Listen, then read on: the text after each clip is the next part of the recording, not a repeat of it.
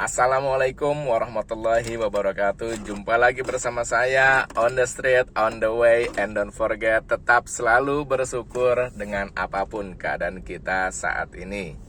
Kenapa? Karena masih banyak keadaan yang tidak lebih baik daripada kita. Jangan lihat ke atas, tapi lihat ke bawah. Masih banyak orang-orang yang lebih sulit dalam hal apapun daripada kita. Kita sama-sama tahu pandemi ini sudah hampir membuat kita stres. Maka jangan tinggalkan zikir kepada Tuhan. Ingat kepada Tuhan bahwa Tuhan sudah memberikan apapun yang terbaik buat kita. Oke, pada Omikron saat ini yang sedang merajalela, kita sama-sama tahu ikhtiar dengan rizki tidak ada kaitannya. Karena apa? Kita sama-sama tahu dengan cerita, dengan sejarah ketika Ibunda Hajar berlari dari Safa ke Marwah, balik lagi ke Safa, kembali lagi ke Marwah, sampai 7 kali beliau bolak-balik.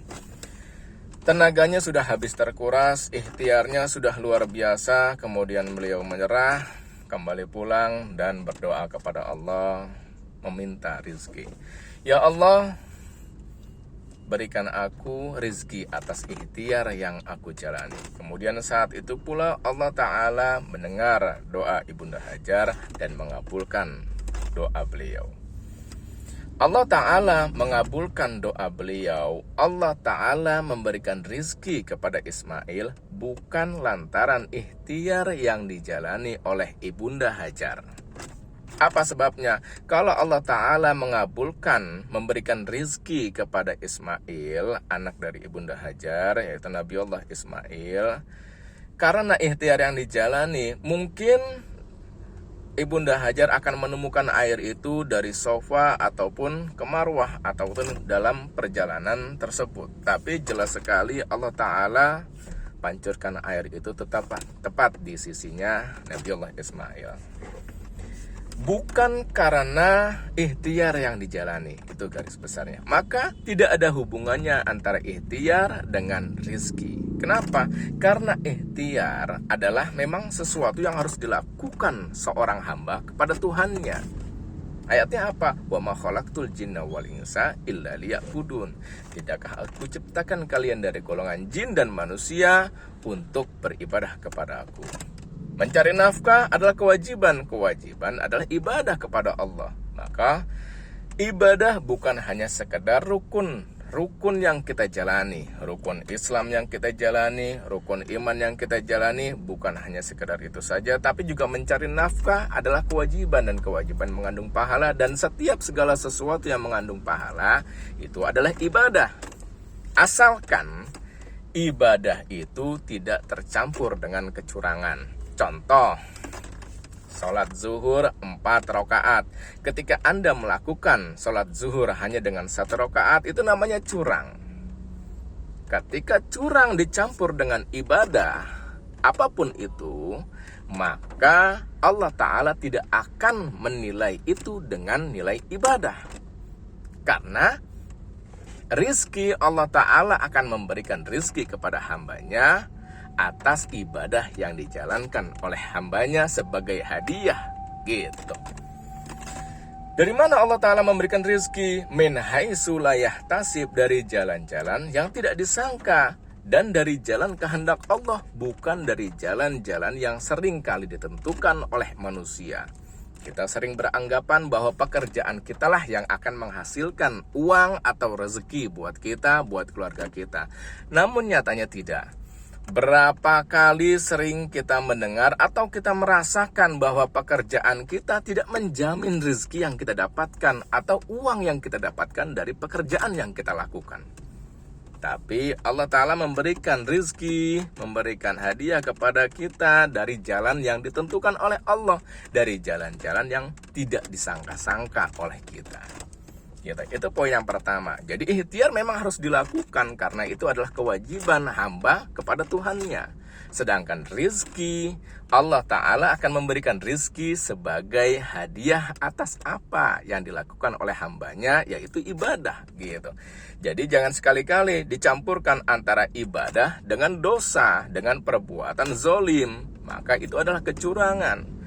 Kita berdagang, kalau perdagangan kita yang notabene adalah untuk mencari nafkah, atau apapun pekerjaan kita yang notabene adalah untuk mencari nafkah, meskipun itu adalah kewajiban, tapi kalau dicampur dengan kecurangan, maka Allah Ta'ala tidak akan menilai itu dengan sebagai nilai ibadah.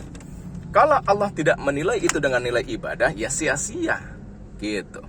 Sedangkan rizki, sekali lagi, rizki adalah hadiah dari ibadah yang dilakukan oleh hambanya. Apapun itu, apapun pekerjaan kita, kalau kita untuk mencari ridha Allah, untuk mencari nafkah untuk keluarga, tidak dicampur dengan kecurangan, maka Allah Ta'ala akan memberikan kita rizki min haitsu la yahtasib. Seorang supirkah, seorang pegawaikah, atau seorang pejabatkah, kalau dia lakukan amanah-amanah itu, pekerjaan-pekerjaan itu tanpa dicampuri dengan kecurangan, entah itu menilap waktu atau duit ataupun apapun sebagainya, kalau bentuknya adalah kecurangan, penzoliman, atau apalagi sampai meninggalkan kewajiban-kewajiban, diantaranya adalah sholat 5 waktu yang wajib itu ditinggalkan, ya sia-sia gitu. Allah Ta'ala memberikan rizki beserta kebahagiaannya, yang itu namanya barokah dan bermanfaat. Oke, cukup dipahami itu aja. Jangan sampai pekerjaan-pekerjaan kita yang sudah kita lelah lakukan seharian penuh, tapi tidak membuahkan hasil, maksudnya tidak membuahkan barokah, ya habis begitu aja. Habis nggak ada juntrungannya. Tapi dikatakan barokah ketika yang kita dapatkan bermanfaat dan ada lebihnya, dan itu namanya barokah. Semuanya bermanfaat gitu. Mudah-mudahan kita semua selalu dalam hidayah Allah, tetap diberikan hidayah oleh Allah. Apapun yang kita lakukan, semuanya mendapatkan ridha dari Allah Subhanahu wa Ta'ala. Tetap semangat, jangan berputus asa. Meskipun saat ini sedang pandemi, semua orang sedang merasakan kesulitan ekonomi, yuk kita tetap bersyukur. Pasti ini ada hikmahnya. Pasti Allah pengen kita dekat lagi sama Allah. Allah pengen kita dekat lagi. Allah pengen kita sujud lagi dan banyak berdoa kepadanya, berpasrah diri kepadanya, dan tetap berkeyakinan bahwa ini adalah yang terbaik buat kita. Sesuatu yang kita anggap baik belum tentu baik bagi Allah buat kita, dan itu akan menjadi mudorot buat kita selanjutnya. Tapi sebaliknya, sesuatu yang Allah anggap baik buat kita dan Allah takdirkan buat kita, maka itu sudah pasti adalah yang terbaik buat kita, dan kita pun harus bersyukur dengan apa yang kita dapatkan. Udah gitu aja, nggak usah banyak-banyak. Yang penting semuanya insya Allah mudah difahami. Pekerjaan kita tidak tercampur dengan kecurangan, sehingga Allah Ta'ala ridho kepada kita, menilai ibadah kita, menilai cara mencari nafkah kita sebagai nilai ibadah, sehingga memberikan hadiah kepada kita min haitsu la yahtasib, rizki berikut kebahagiaannya gitu. Tetap hati-hati di jalan, jangan lupa kenakan masker, tetap jaga kesehatan, jangan ngoyo. Tetap jaga kesehatan sekali lagi. Wassalamualaikum warahmatullahi wabarakatuh.